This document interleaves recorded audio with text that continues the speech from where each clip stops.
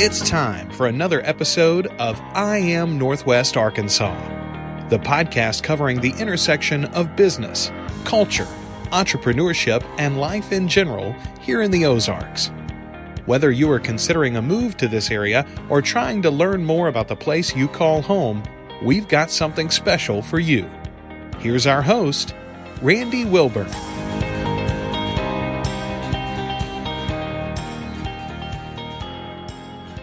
Hey folks, and welcome to another episode of I Am Northwest Arkansas. I'm your host, Randy Wilburn, and today I've got a really special guest for you. You know, I Am Northwest Arkansas focuses on the intersection of business, culture, entrepreneurship, and life here in the Ozarks. And, well, you know, we're dealing with a lot of different things right now. For those of you that are small business owners, for those of you that are just trying to survive with your family, dealing with virtual school, dealing with, kids with runny noses and all kinds of other stuff, wondering whether or not you have COVID-19 or some other sickness or illness. We're all going through things right now, but I'm excited today by the guest that we've brought on to the show, because for those of you that are small business owners, if you're a 1099 contractor, this is the episode for you. I have with me Mary Beth Brooks, who is the director of the Small Business Technology Development Center at the University of Arkansas.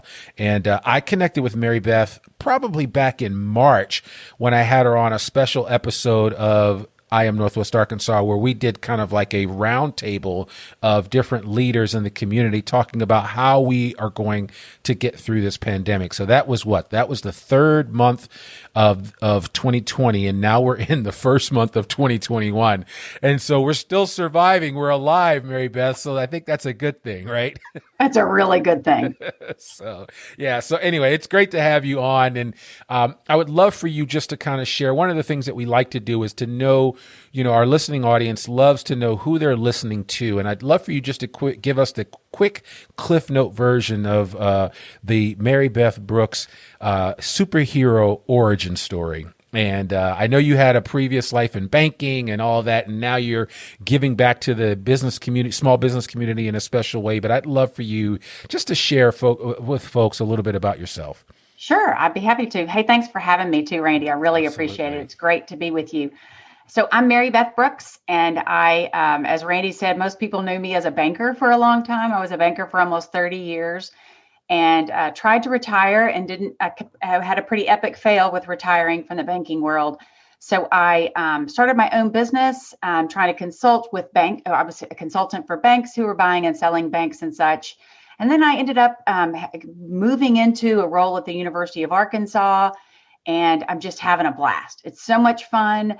But what I'm really doing right now is I have a team of people. There are about 15 of us. We provide free consulting services to any small business in Northwest Arkansas, people trying to get started in business, people trying to grow in their business, people trying to survive during the coronavirus in their business, and then folks buying and selling businesses. So again, we provide free services to folks, and that's for everything from financial, right now it's a lot of financial help on how to apply for a certain loan, how to get certain financing, any of those kind of things we help with, how to work on financial projections. If I change my business model a little bit and I pivot and do these certain things, how will this impact my cash flow year 1, year 2, year 3? So we do a lot of that work, but we also do provide a lot of help. We have specialists on our team who do a lot of help with everything from social media and website work and HR kind of questions. So anything that a small business owner might need help with that they either can't afford or don't want to have, a specific person or pay somebody to do that. We're helping a lot with those folks right now. Okay. So, man, you obviously your plate is full. And as I was listening to you share, it dawned on me that actually there are some businesses that are being started during this pandemic. There are. So before we get into how we can help those that are currently in business that currently possibly need to apply or should apply for the PPP loan or the EIDL, and we'll get into what all those acronyms stand for in a minute. But I'd love for you just to kind of share what you have seen currently here in Northwest Arkansas with small business startup. It's remarkable how many are still starting, but it's really been pretty fun. But what I feel like people are focusing on are the areas in which that all of us, if we think about in the last 12 months, especially 10 months, how our lives have changed. Think about even like how suddenly you can't, if you go to a bike store, you can't buy a bike because they were for so long out because all of us were just doing anything we could to be outside and to have some kind of normalization in our world. So I've seen some businesses focused on biking communities and that type work. Mental health, had several who have been working on different mental health because as we all know, the struggles that folks are having as they are adapting to whatever our new normal is. We're not sure what it's going to be. But so it's really interesting the different areas in which people have started some of these new businesses, pretty much catering a lot to our lives as we've changed them just in these last few months. Yeah, no, I get it. And it is important. And I keep telling people that, now is not the time to displace your dream because you're waiting for the perfect scenario, right? Because you and I both know there is no such thing as the right time to do anything. I tell that to young married couples when they're thinking about having kids listen, there's never a perfect time for any of this. So, you're better off just jumping right in. And I actually think that there are going to be a number of success stories that we're going to hear post-pandemic about, entities that started, businesses that started, people that hung a shingle out and just said, hey, I'm open for business. I've thought of this great idea. I'm going to try to make it work. And they're going to be the better for it. So I personally want to, as I know you are doing on a daily basis, encourage anyone listening that if you've ever had a dream or an idea, there's never going to be a right time. And this idea of waiting till we get to the other side of this pandemic, don't do that because things are going to change anyway. So you might as well go ahead and get out there and try it. And one thing I love, Randy, in Northwest Arkansas is there is a tremendous amount of resource. I mean, there are so many resources out there to assist people. And that is not, I think people automatically assume, oh my goodness, if I'm a startup, I don't have the money to spend on these people. But there are a lot of resources like our group that provide free resources, because as long as we have businesses starting and growing and thriving in the community, that's good for the whole community. But there are a lot of complementary type resources out there for you. Yeah, no, absolutely. Absolutely. So let's jump into it because this is probably the reason why a lot of people are going to tune in today. And I want to talk about this whole PPP, which stands for the Paycheck Protection Program. Right. Okay. And then EIDL is the Emergency Injury Disaster Loan. Right. And Economic Injury Disaster Loan. Economic Injury Disaster Loan. Right. So let's talk about these and the availability. I know that this is we're going through the second round of money that is available for PPP. A lot of people, there's just been a lot of confusion. So I don't know where you want to start, but if you want to kind of give us a lay of the land of where things are, there's probably people that are listening to this that maybe never applied for the first round, so they didn't get it. And just for my audience sake, I want to let everybody know, because I like to be transparent. I actually got the PPP loan the first time around, and I've already gotten it the second time around. So there's hope for all of us, right? If I can get it, everybody can get it. And all of my stuff was in order, so it certainly does pay to have a lot of your information in order, things that you can put your hands on. And I know that for some small businesses, they struggle in that area of record keeping and organization.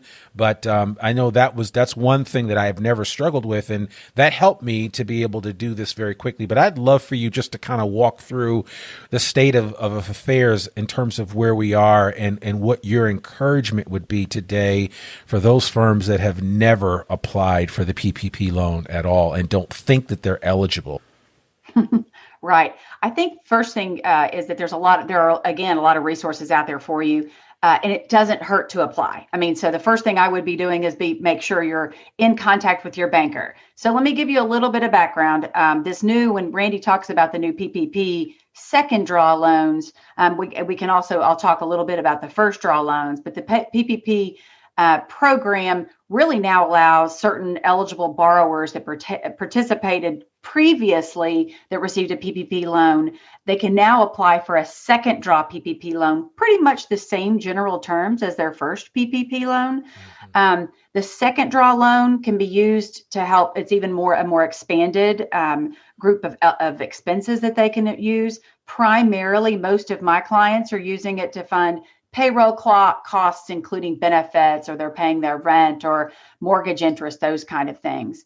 The key is that these are all fully forgivable as long as you use that money on eligible expenses. And as long as you use it on payroll or on any of those type eligible expenses, and there's a very specific list, then after a period of time, you can get that loan forgiven.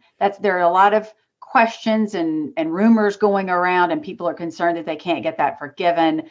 We've already seen a lot of forgiveness on the first round, and then also they improved the process for forgiveness for so many of our small businesses, because the forgiveness process now for those loans under $150,000, it's a one pager. So it's going to be really simple to apply for forgiveness. But the key again is record keeping, just like you talked about, Randy. I think that even folks who applied the first time are even trying to improve on their record keeping, now realizing how vitally important that is.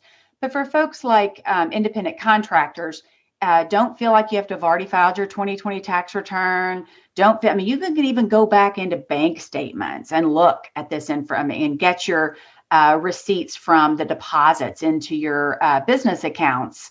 And then add those. It's not like you have to have full tax returns already completed, because the rule is if you were looking at a PPP2 loan, that you have to be able to prove that your revenue or your receipts are down 25% year over year and with a quarter over quarter. So between 2019 and 2020.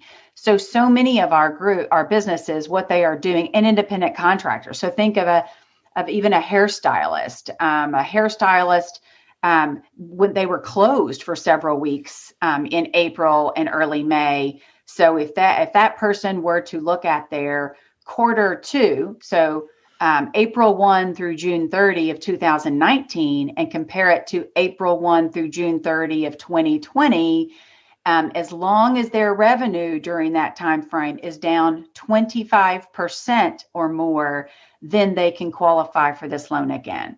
And just as a reminder, the way that the calculation is for the loan amount is pretty much, in general, I could get into real specifics, but pretty much it's 2.5 times monthly payroll averages. And you can go back and even use 2019 payroll. For independent contractors, it's a little bit different on how that calculation runs, but it doesn't mean you're not eligible. You are very eligible.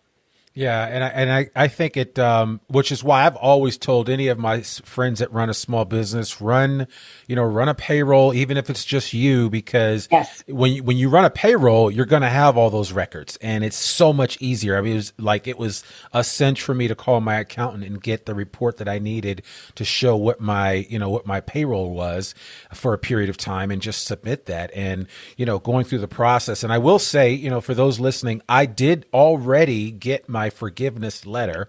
I have it framed. I don't have it framed, but I mean, I do have it because I was a little suspect. I know a lot of people are like, there's nothing like free lunch, right? But I think the reality is that it just afforded me the ability to kind of bridge the gap in some areas, right? Because for what I do as a consultant, as a podcaster, as a trainer, I was on the road a lot too. And I haven't been able to do that. I haven't been on an airplane since the beginning of March.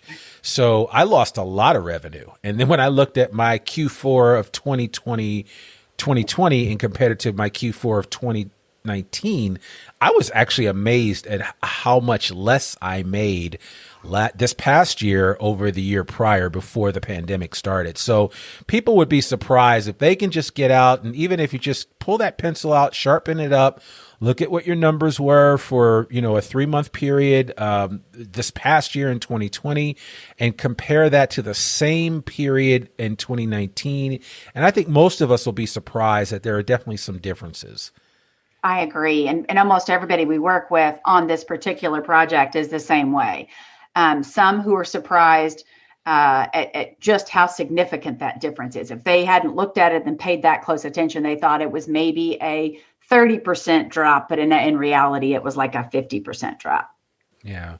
So you've got 15 people on staff there at the development center.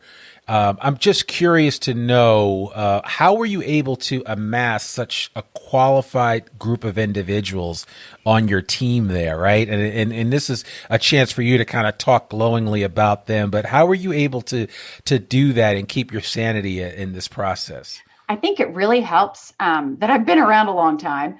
So I guess I know quite a few people, and I've been in Northwest Arkansas for almost 25 years. So our team is a really mixed, good group, amazing group of specialists who really know their particular fields.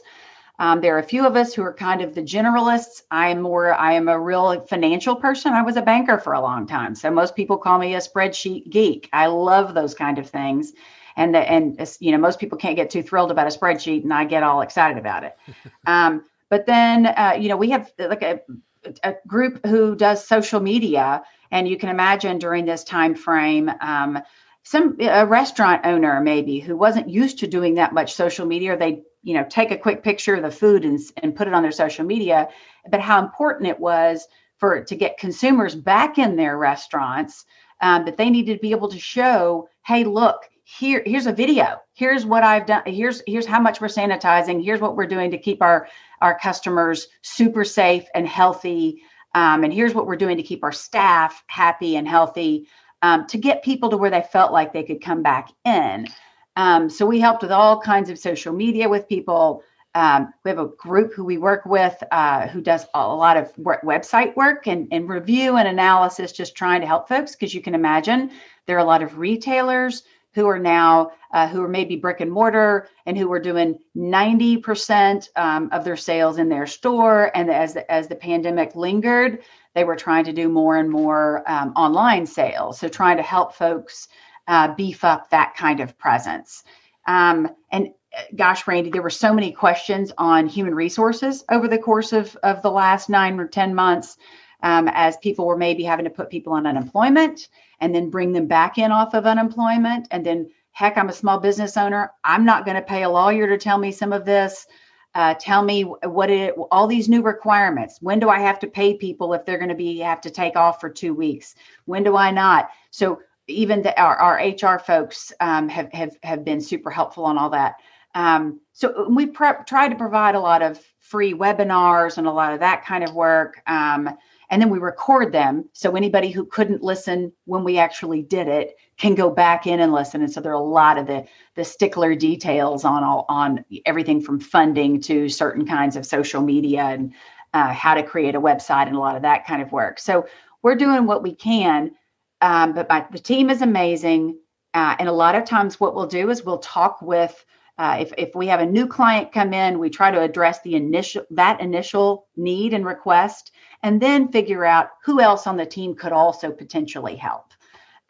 It's not like one person has to be the only one to help that individual. If we're helping Randy and he says, oh my gosh, I really need some help with my social media, or I really need help, look at my website, it's really struggling, then I refer you to other groups on the team.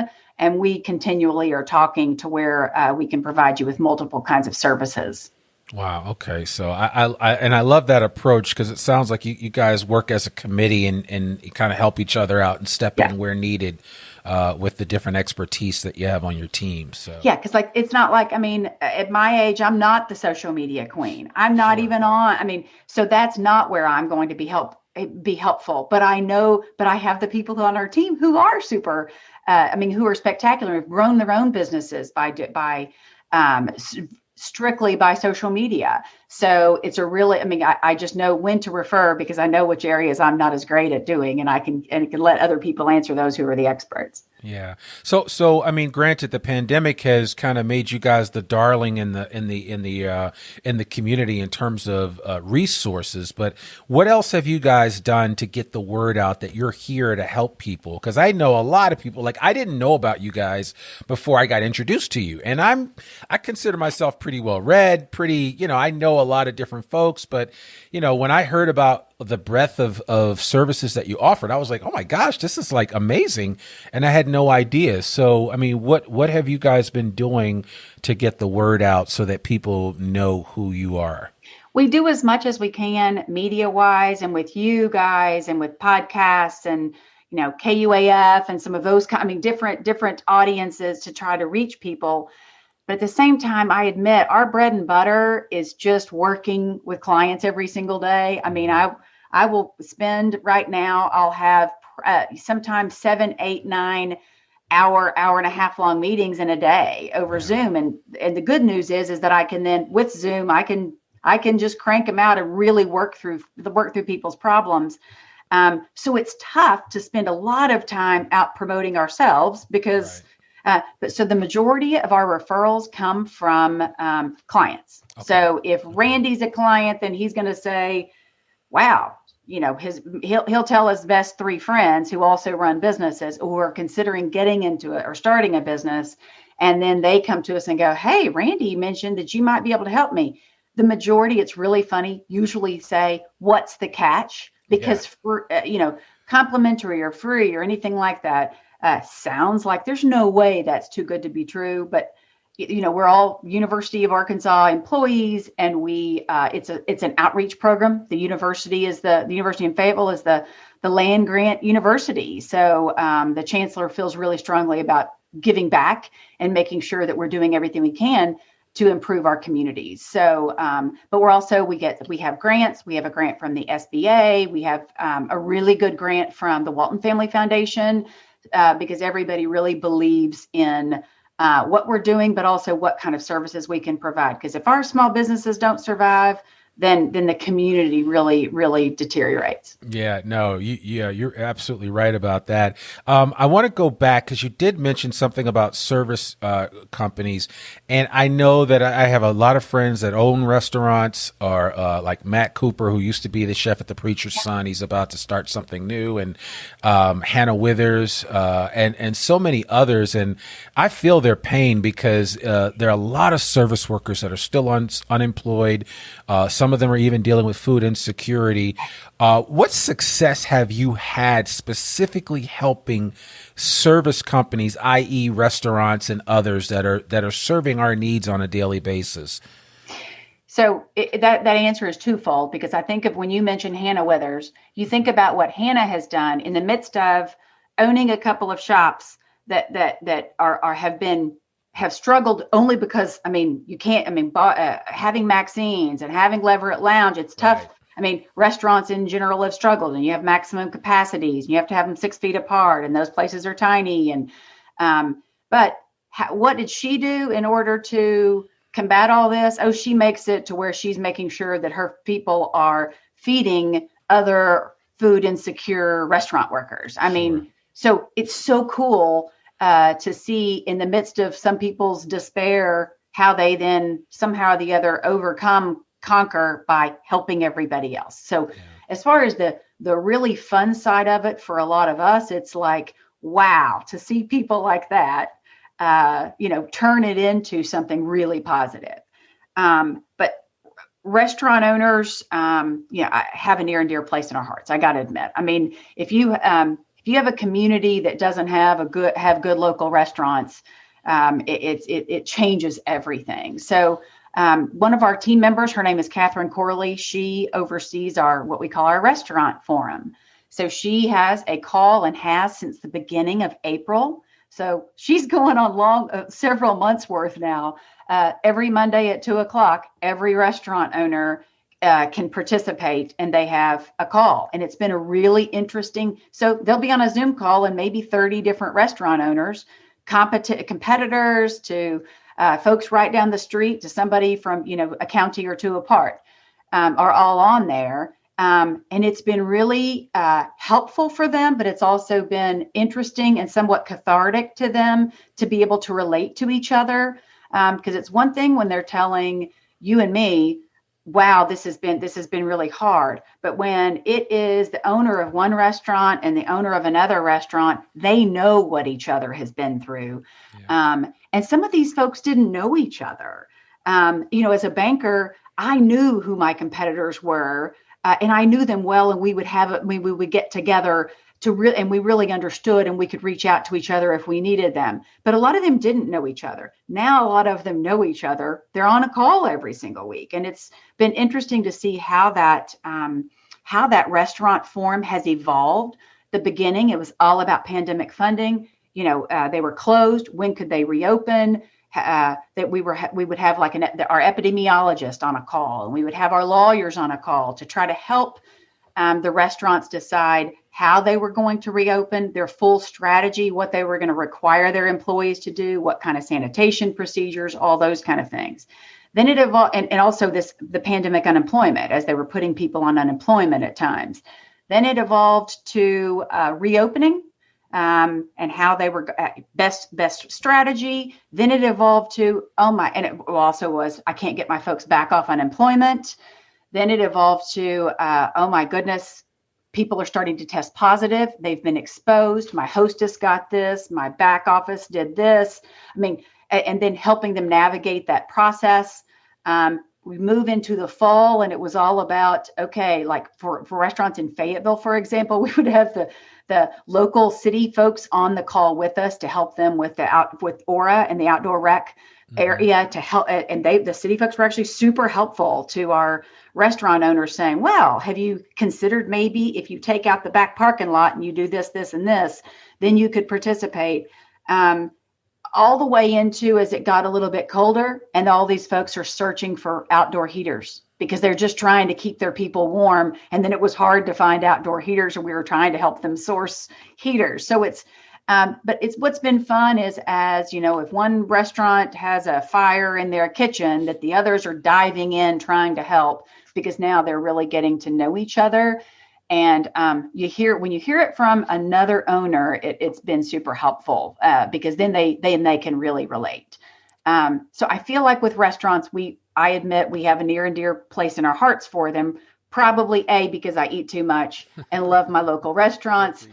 And throughout all of this, tell my husband all the time, we've got to support those local restaurants, just to give me another reason, to go to Hugo's and go to Bourdain or whatever to get takeout.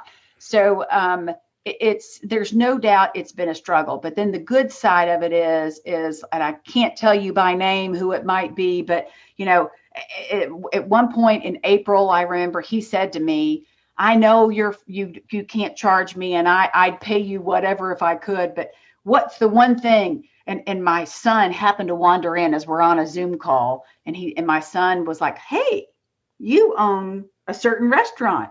And the restaurateur said, tell me your favorite thing at my restaurant. And my son told him what his favorite thing it was. And so the restaurant owner said, if your mom can help me get through this by the end of the year, and if I'm still around and kicking, then I'm going to give her that recipe. Okay. And on December 24th, after we had gotten and made sure he was able to also apply for the business interruption grant with the state, he got that deposit on December 24th, and he sent me the recipe. Wow. So those little things in life, it's like, yeah. So it's been really, even though super heartbreaking at times, also really rewarding just to be able to help people.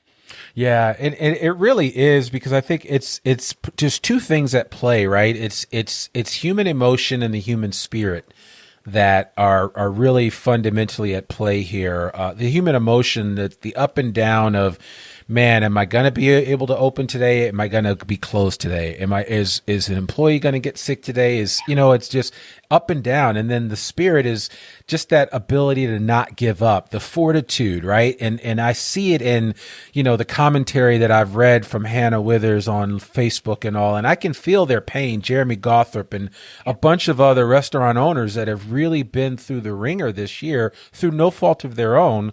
But have had the intestinal fortitude to hold on, because there is going to, the sun is going to come up and that there's going to be some new opportunities. And I think we're slowly getting there. I think we're working towards it. And, possibly with some of these new mandates that have come down, with the new administration and just some of the requirements, we'll mask up a little bit more, and we'll just tough it out and get through this. I know I hate the masks. I hate them, but I wear them everywhere I go, because it's just, for me, I feel comfortable comfortable knowing that I come home at night and I haven't exposed myself to anything unnecessarily. And, Absolutely. And that's where I think that's where we need to be. And that's the resolve that all of us need to have to get through that. But you brought up some key things, and I think it's something that I harp on all the time. I just recently had somebody that's moving here, relocating for work, and they were like, wow, we didn't know what to expect about Northwest Arkansas, but the picture that you've painted through your podcast about the spirit of the people here makes it really seem like a special place.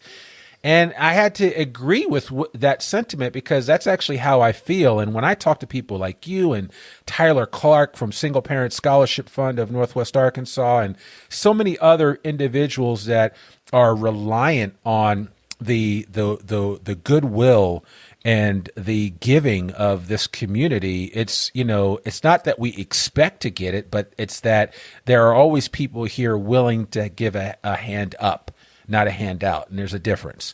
And, Absolutely. And so I really, this is a special time and a place, and I don't know if you ever would say something like this, what I'm about to say, but if I was ever going to be in a pandemic, I'd want to be in a pandemic in Northwest Arkansas, because I believe that the spirit of the people here outweighs some of the challenges that we're facing.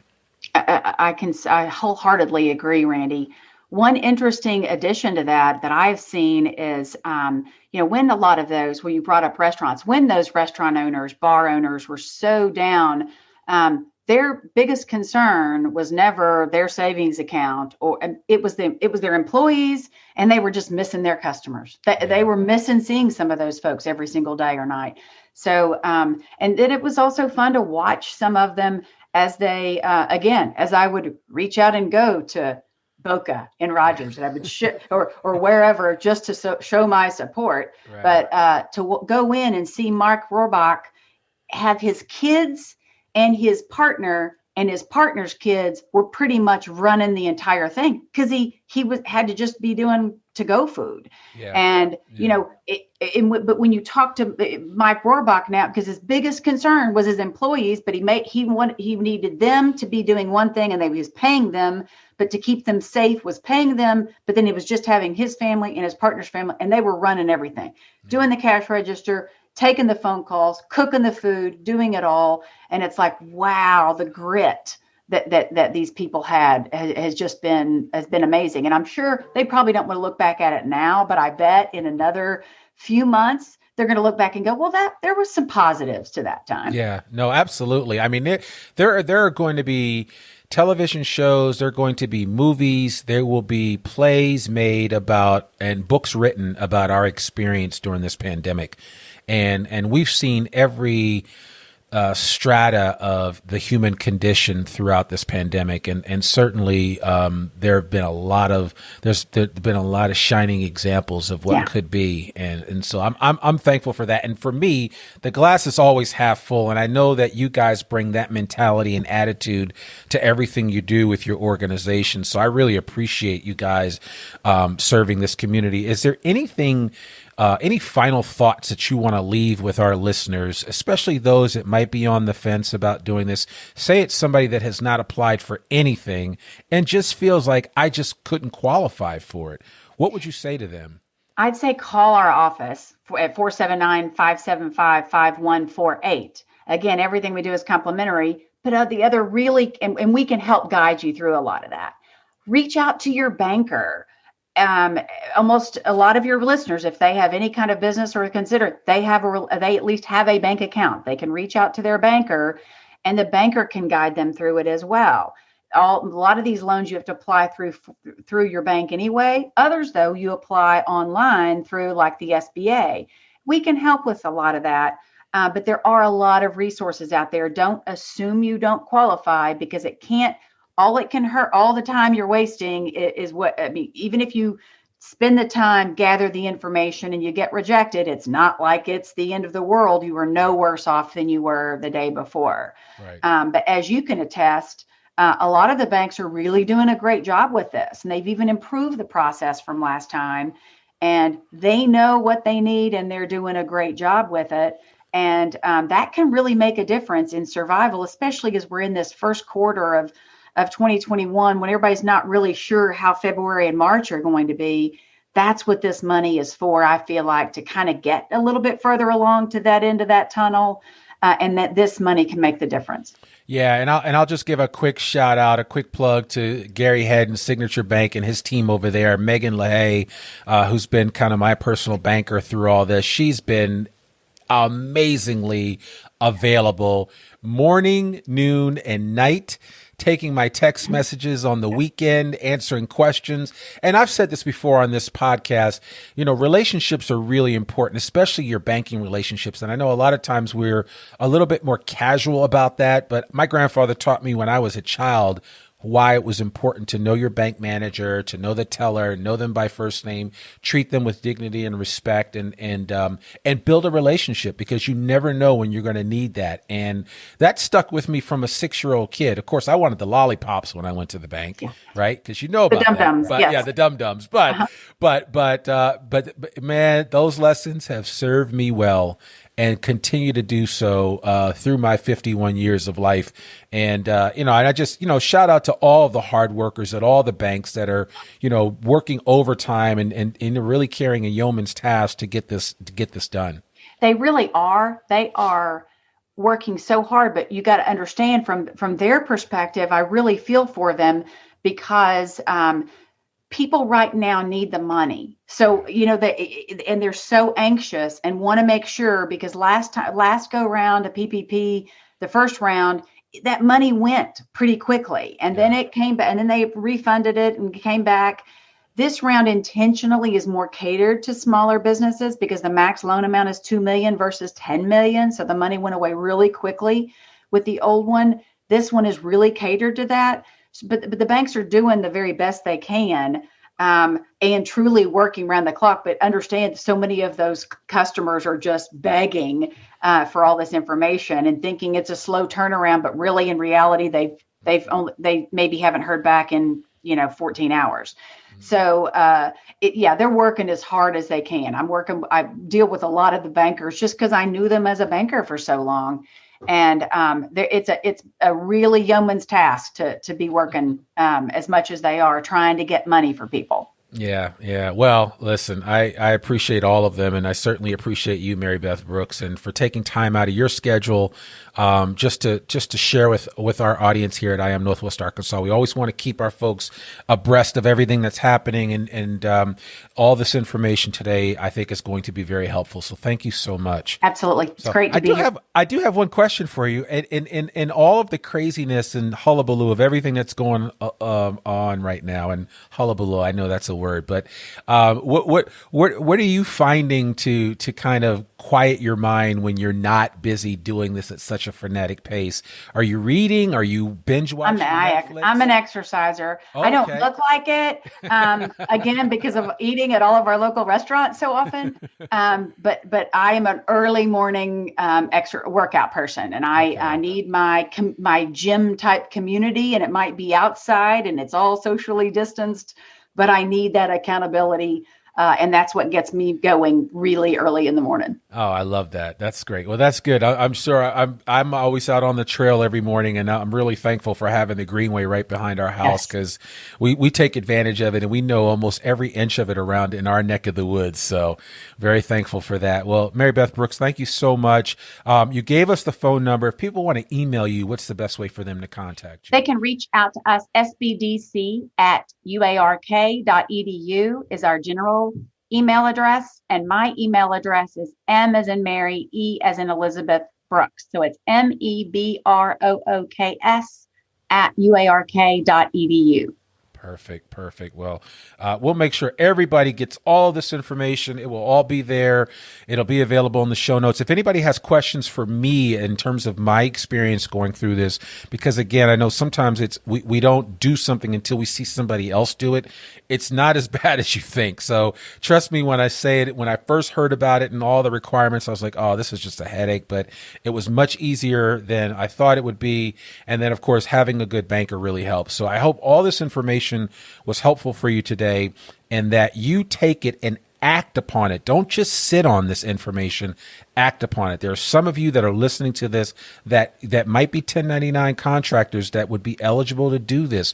Don't just sit around saying all this money that's being put out there, all this money that's trying to stimulate our economy, and I'm not eligible for it. You just don't know. Put yourself out there and find out. Take the time. And with people like Mary and everybody else that's just doing this in this area, you can find the help that you need. So just definitely connect with Mary Beth and her team, and they'll take good care of you. And of course, as always, if you have any questions for us here at I Am Northwest Arkansas, we'll do that. So Mary Beth, thank you so much for coming on the podcast. It's been a pleasure. Thanks so much, Randy. Absolutely. Well, folks, that's another episode of the I Am Northwest Arkansas podcast. To learn more about us or to read or download the show notes from today's episode, visit IamNorthwestArkansas.com. You can listen to this podcast and sign up for our free newsletter to keep up with us and all things NWA. Sign up today. You can also subscribe to the I Am Northwest Arkansas podcast wherever you listen to it, and please consider rating and reviewing us on Apple Podcasts. Our podcast comes out every Monday. I'm your host, Randy Wilburn, and we will see you back here next week for a new episode of the podcast. Peace. We hope you enjoyed this episode of I Am Northwest Arkansas. Check us out each and every week, available anywhere that great podcasts can be found. For show notes or more information on becoming a guest, visit IamNorthwestArkansas.com. We'll see you next week on I Am Northwest Arkansas.